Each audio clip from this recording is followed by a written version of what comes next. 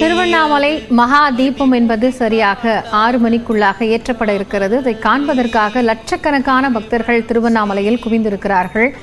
ஏகன் அநேகனாகி காட்சி தரக்கூடிய இந்த ஒரு நிகழ்வை காண்பதற்காக பல்லாயிரக்கணக்கான பக்தர்கள் இந்த 10 நாட்கள் உற்சவத்தை தொடர்ந்து தீப திருவிழாவின் முக்கிய நாளான திருவண்ணாமலையில் ஏற்றப்படக்கூடிய இந்த மகா தீபத்தை கண்குளிர காண வேண்டும் என்பதற்காக காத்திருக்கிறார்கள். காட்சிகளில் பார்த்து கொண்டிருக்கிறோம். மலை மீது தற்போது அந்த திரி என்பது தயார் செய்யக்கூடிய பணி என்பது விறுவிறுப்பாக நடைபெற்று வருகிறது. இன்னும் சற்று நேரத்தில் திருவண்ணாமலை மகாதீபம் ஏற்றப்படக்கூடிய நிலையில் பக்தர்களுக்கு இந்த முறை மலை ஏறுவதற்கான அனுமதி என்பது வழங்கப்படவில்லை. அதற்கு முன்பாக அதை தேவையான பொருட்களை எடுத்துச் செல்வதற்கான மனிதர்கள் அங்கு அனுப்பப்பட்டு அதற்கான ஏற்பாடுகள் தீவிரமாக நடைபெற்று வருகின்றன. அண்மையில் அங்கு பெய்த அந்த மழையின் காரணமாக பாதிப்பு ஏற்பட்டது. இதனால் பாதுகாப்பு கருதி அந்த பாதைகள் சரியில்லாத நிலையில் பக்தர்கள் மலையேற வேண்டாம் என்று மாவட்ட நிர்வாகம் கேட்டுக்கொண்டிருக்கிறது. இருப்பினும் கூட லட்சக்கணக்கான பக்தர்கள் திருவண்ணாமலையில் கீழே இருந்து கிரிவலம் செல்கிறார்கள். கரும்பு தொட்டிலில் நேர்த்திக்கடன் செலுத்தக்கூடிய காட்சிகள், இப்படி பல வகையான நேர்த்திக்கடனை செலுத்தி பக்தர்கள் பக்தி பரவசத்தோடு அண்ணாமலையாரை தரிசித்து வரக்கூடிய காட்சிகளை பார்த்து கொண்டிருக்கிறோம். நியூஸ் 18 தமிழ்நாடு தொலைக்காட்சி சிறப்பு நேரலையில் இணைந்து ஒவ்வொரு நொடிக்கும் இருக்கக்கூடிய காட்சிகளை உடனுக்குடன் நேயர்களுக்கு வழங்கி கொண்டிருக்கிறது. ஒருபுறம் மலை மீது ஏற்றக்கூடிய அந்த மகாதீபத்திற்கான ஏற்பாடுகளை தயார் செய்யும் பணிகள் என்பது விறுவிறுப்பாக நடைபெற்று வருகிறது. அதே மாதிரி கீழே இருக்கக்கூடிய அண்ணாமலையார் சந்நிதியில் பஞ்சமூர்த்திகளினுடைய அந்த உற்சவர் சிலைகள் ஆடி ஆடி அசைந்து வரக்கூடிய அந்த காட்சி என்பதே காண்பதற்கு கண்குளிர இருக்கிறது. இத்தகைய மகா சிறப்பு வாய்ந்த அண்ணாமலை குறித்த பல்வேறு விஷயங்களை நாம் தொடர்ந்து பேசிக்கொண்டிருக்கிறோம். தொடர்ந்து விருந்தினர்களோடு இணைந்து பேசலாம்.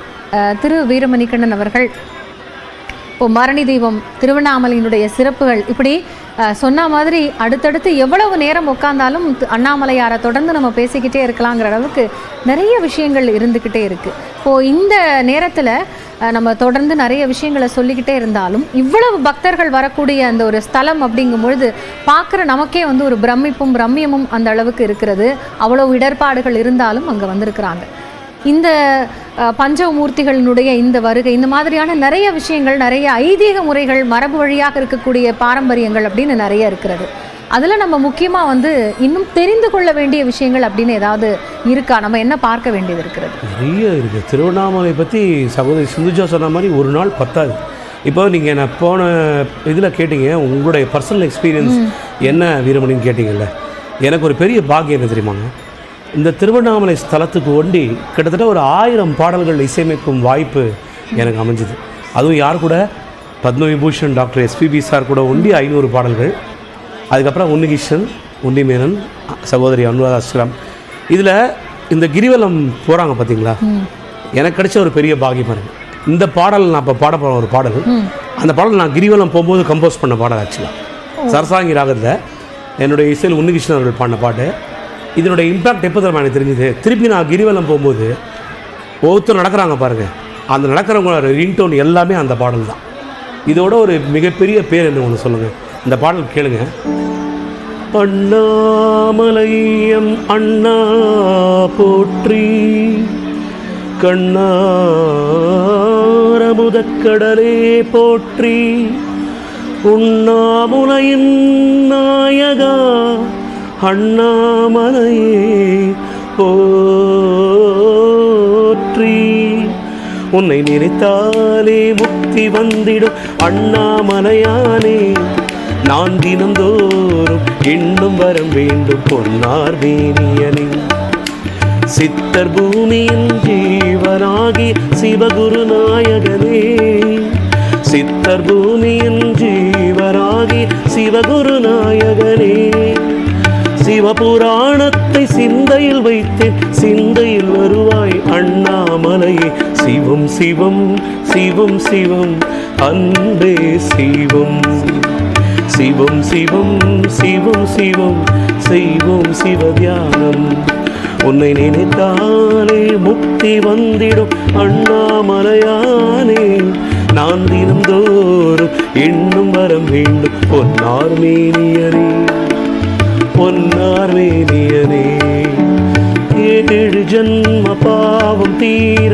ஈசாவுனை வேண்ட திருவாசகத்தை பாட பாட மனமும் செல்ல ஆதியான சிவனே அடிமுடி ஜோதியான சிவனே 7 ஜன்ம பாவம் தீர ஈசாவுனை வேண்ட திருவாசகத்தை பாட பாட மனமும் செல்ல கிரிவலம் போகாத கால்களில்லை தீபத்தை காணாத கண்களில்லை ஜீவமுக்தியாய் அருளிடும் அண்ணாமலையை கண்டாலே சிவமே நான் வருவேன் உன் திருவாசல் தேடி உன்னை நினைத்தாலே முக்தி வந்திடும் அண்ணாமலையானே நான் தினந்தோறும் எண்ணும் வர வேண்டும் பொன்னார் மேனியனே பொன்னார் மேனியனே பொன்னார் மேனியனே பொன்னார் மேனியனே. இந்த பாடல் கிரிவலம் போகும்போது நாங்கள் கம்போஸ் பண்ணது. இந்த பாடல் இது வந்து வாராஸ்ரீ யாருன்னா அந்த நமசிவாய பாடல் எழுதினார். இது வந்து இசையே இறைவனை நாட சிறந்த வழின்னு வந்து ஒரு பண்ணில் வந்து அதனால தான் நம்முடைய மாணிக்க வாசகர் ஞான சம்பந்தமூர்த்தி சுவாமிகள்லாம் ஒவ்வொரு பதிகங்களை பாடி தெய்வத்தை மகிழ்வித்தார். அது ஒரு டைப் ஆஃப் பக்தி, நாதோபாசனா என்று நாம் அனைவரும் சொல்லுவோம். இப்போ இந்த பாடலெல்லாம் இறைவன் கொடுத்தது, இறைவனால் தனக்கு வாங்கி கொண்டு இறைவன் வந்து தனக்காக இதெல்லாம் வாங்கிட்டார். இது வந்து சத்தியமாக உன்னிகிருஷ்ணன் வந்து அவர் பாடினது வந்து அவர் பாடும்போது அதான் சொன்னார், கண்ணன் பக்தி பாடல் பாடும்போது வந்து மனசு நம்ம அறியாமையே வந்து இறைவன்கிட்ட போடுது. அந்த உள்ளுணர்வு நம்ம அந்த ஜோதியை பற்றி பேசணும் பார்த்தீங்களா, சிம்பிளுங்க, அகம் பிரம்மாஸ்மி, அவ்வளோதாங்க. இறைவன் வந்து நமக்குள்ளே ஒரு ஜோதியாக இருக்காரு. அந்த ஜோதி தான் திருவண்ணாமலை சிவன். இந்த இப்போது நீங்கள் கேட்டிங்க தெரியுமா, இன்னும் என்னென்ன நம்ம கற்றுக்கணுங்க. லைஃப் வந்து வாழ்க்கையே வந்து ஒரு பெரிய ஒரு லேர்னிங் ப்ராசஸ்ங்க. அதில் வந்து இப்போது சகோதரி சிந்துஜா சொன்னாங்க, ஆதிசங்கரர் வந்து கேட்டார், அந்த நான் அண்ணாமலை வரத்துக்கு தகுதி இருக்கான்னு. நான் இன்றைக்கி சொல்கிறேங்க, அண்ணாமலை போடுறது முடிவு பண்ணிங்கன்னா திருப்பதி மாதிரி தான். நீங்கள் நினச்சாலாம் போக முடியாது, அவர் நினச்சாதான் நீங்கள் அந்த மண்ணையே மிதிக்க முடியும். இப்போ நீங்கள் சொன்னீங்களே போன வாரம் புயலில் எப்படிங்க சின்னாபின்னமாச்சு, இன்றைக்கி பாருங்க தீபம். இறைவன் வந்து அப்பப்போ நமக்கு அலர்ட் கொடுக்குறாரு, வேறு ஒன்றும் இல்லை. நான் இருக்க மேலே நமக்கு மேலே ஒரு சூப்பர் பவர் ஒன்று இருக்குன்றதை ரியலைஸ் பண்ண தான் கடவுள் அப்பப்போ இந்த இயற்கை மூலமாக காட்டுறாரு நமக்கு, நான் இருக்கேன் மறந்துடாதீங்க. கூடுமான வரைக்கும் என்னங்க நம்ம அன்பேசியம்ன்றது என்னங்க, ஆக்சுவலாக நல்ல வாழ்க்கையில் வந்து நம்ம ஒருத்தருக்கு ஒருத்தர் நேசிங்க, அன்பை விதைங்க, அதுதான் சொல்கிறோம். அதுதான் திருவண்ணாமலையோட பேசிக் கான்செப்டே அதுதான். ஆக்சுவலாக பரஸ்பரம் ரொம்ப அன்போடு நம்ம எல்லோரும் இருக்கணும். ஒருத்தருக்கு ஒருத்தர் நான் என்னும் அகந்தை இல்லாமல் நான் என்னும் ஆணவம் அகற்றி மனிதனை புனிதனாக்கி, அது வந்து சிவபெருமான்கிட்ட வந்து அதுதான் மாணிக்கவாசகர் சொல்கிறாராம், புல்லாகி பூடாகி புழுவாகி மரமாகி பல்விருகமாகி பறவையாய் பாம்பாகி செல்லா நின்ற தாவர சங்கமத்துள், அதாவது சொல்கிறார், இவ்வளோ எல்லா பிறப்பும் பிறந்தெடுத்தேன் எம்பெருமான்றார், கண்டிங்கு உன் பொன்னடிகள் வீடுற்றேன் அப்படின்றார். கடைசியில் எங்கே surrender to your feet, the lotus feet of Arunachala, I am here for you, நான் உனக்காக தான் வந்திருக்கேன், என்னை நீ ஆட்கொள். இப்போ சொல்ல பாருங்க, என்னை ஆட்கொள் சிவனே. சிவவாக்கியர் பாருங்க, எல்லாம் அவர் திருமேசி ஆழ்வார் ஆறாரு எல்லாம் பண்ணுற, கடைசியில் சிவவாக்கியராக வந்து தன்னை வந்து இது பண்ணிக்கிறார். இப்போ தான் சொல்கிறார், ஓடி ஓடி ஓடி ஓடி உட்கலந்த சோதியை நாடி நாடி நாடி நாடி நாட்களும் கழிந்து போய் ஆடி வாடி வாடி வாடி வாடி போன மாந்தர்கள் கோடி கோடி கோடி கோடி எண்ணிறந்த கோடி என்ற ஒரு கண் போதாது, இந்த ஜென்மம் ஒரு ஜென்மம் போதாது உன்னை பார்க்குறதுக்கு, எங்கள் வந்துட்டே இருப்போம், நீங்கள் என்ன ஆட்கொள்ள. அதனால தான் எங்கும் சிவமயம், எதிலும் சிவமயம், எல்லாம் அது சிவமயம்னு ஒரு வார்த்தையை போட்டு நம்ம ஆரம்பித்தாலே ஒரு சக்ஸஸ்ங்க, பிக் பாசிட்டிவ் வைப்ரேஷனுங்க. சிவபுராணம் வந்து நான் தான் சொல்கிறேன், தொல்லை இரும்பிறவி சூழும் தலை நீக்கி அல்லல் அறுத்து ஆனந்தமாக்கியது. ஆனந்தம்னா என்ன? லைட், தீபம். Darkness, let the darkness goes, science தான் அது, வேறு ஒன்றும் இல்லை. ரைட். இப்போ அதுக்குள்ளே இருக்கக்கூடிய நிறைய சயின்ஸை வந்து நம்ம சிந்துஜா கிட்ட கேட்டு தெரிஞ்சுக்கலாம். அதுக்கு முன்பாக மகாதீபம் ஏற்றும் போது மலை மீது சங்கு முழங்குபவர் நியூஸ் 18 தமிழ்நாடிற்கு பேட்டி அளித்திருக்கிறார், அதனை பார்க்கலாம்.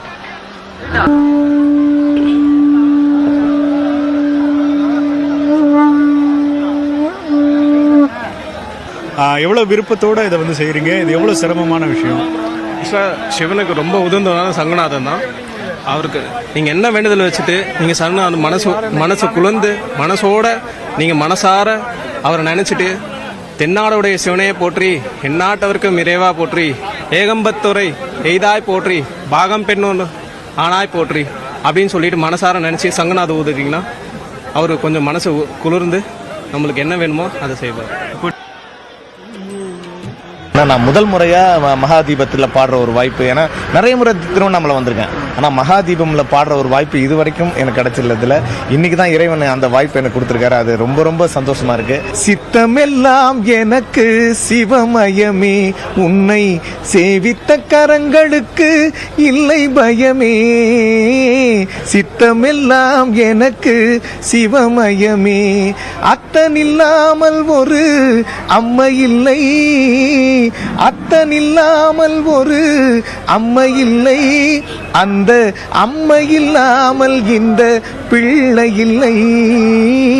சித்தமெல்லாம் எனக்கு சிவமயமே இறைவா.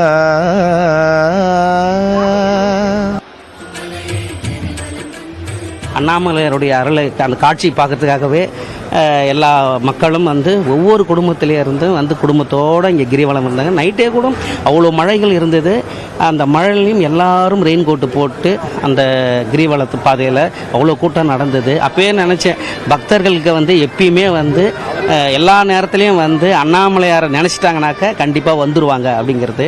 உண்ணாமலை அம்மா அண்ணாமலையாரேன், உண்ணாமலை அம்மா அண்ணாமலையாரே, அருள் தருவாய் மக்களுக்கு, அருள் தருவாய் மக்களுக்கு. அண்ணாமலைக்கு அரோகரா, உண்ணாமலை அம்மருக்கு அரோகரா.